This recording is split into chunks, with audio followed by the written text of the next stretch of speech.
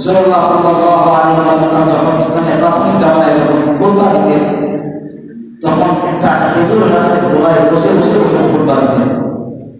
পরবর্তীতে একজন মহিলা আসেন, ইয়া রাসূলুল্লাহ, ইয়া হাবিবাল্লাহ, আপনি এখানে বসে বসে খুতবা দান করেন, যদি আপনি অনুমতি দেন তাহলে আমি আপনার জন্য একটা আসন বানিয়ে দিই, আপনি বসে বসে আপনি খুতবা দিবেন। ইতিহাসের সর্বপ্রথম আমরা যেটাকে মেম্বার বলি, সর্বপ্রথম রাসূলকে হাদিয়া দিয়েছিলেন এই মেম্বারটা একজন মহিলা। সুবহানাল্লাহ। অথবা ওই মহিলা একটা কাঠ দিয়ে একটা মেম্বার বানিয়েছিল। তবে এই রকমই হুকুম বিষয়টা এমন না, এখানে যেমন একটা দুইটা তিনটা ভাগ আছে এরকম ছিল না, ওই মেম্বারটা একটু আলাদা ছিল। তো যাই হোক, রাসূলুল্লাহ সাল্লাল্লাহু আলাইহি ওয়াসাল্লামকে বললেন, ইয়া রাসূলুল্লাহ, ইয়া হাবিবাল্লাহ, যদি আপনি অনুমতি দেন তাহলে আমি আপনার জন্য একটা মেম্বার বানিয়ে আপনাকে দিব, আপনি এখানে বসে বসে খুতবা দিবেন। রাসূলুল্লাহ সাল্লাল্লাহু আলাইহি ওয়াসাল্লাম বললেন, ঠিক আছে, তুমি বানিয়ে দাও। এরপরে মহিলা একটা মেম্বার বানানোর পরে রাসূলুল্লাহ সাল্লাল্লাহু আলাইহি ওয়াসাল্লামকে সেই মেম্বার দিলেন।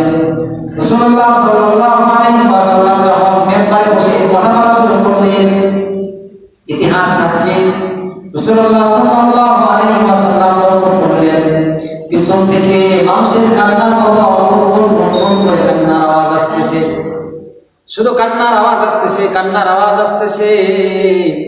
রাসূলুল্লাহ সাল্লাল্লাহু আলাইহি ওয়াসাল্লাম পিছনে লক্ষ্য করলেন। রাসূলুল্লাহ সাল্লাল্লাহু আলাইহি ওয়াসাল্লাম লক্ষ্য করার পরে দেখলেন যে কান্নার আওয়াজ আসতেছে কোথা থেকে, কান্নার আওয়াজ আসতেছে কোথা থেকে।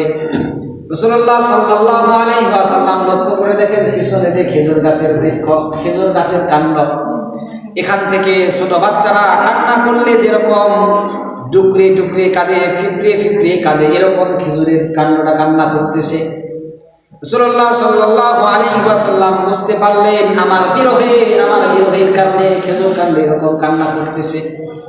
অথবা রাসূলুল্লাহ সাল্লাল্লাহু আলাইহি ওয়াসাল্লাম মিম্বার থেকে নামার পরে খেজুর গাছের গোড়াকে জড়িয়ে ধরে খেজুর গাছকে বললেন, তুমি শান্ত হও, তুমি শান্ত হও।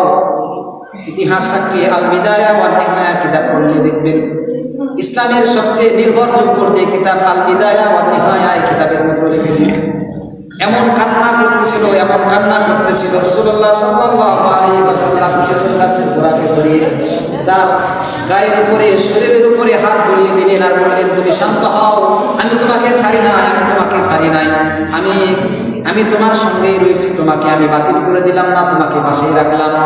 তবে যেহেতু একটা সিস্টেম আমাকে একটা হাদিয়া দিয়েছে, আমি সাময়িকের জন্য এখানে বসে খুতবা দান করব। এরকম বলার পরে খেজুর গাছটা শান্ত হয়ে গেল। ইতিহাসের মধ্যে লেগেছে যদি ওই খেজুর গাছটাকে রাসূল এরকম হাত বুলিয়ে না দিতেন তাহলে তিনি কিয়ামত পর্যন্ত ওই খেজুর গাছের মনটা কান্না করত। যেটা বলতেছিলাম যে খেজুর গাছের মন পর্যন্ত রাসূলের বিরহে, রাসূলের ভালোবাসা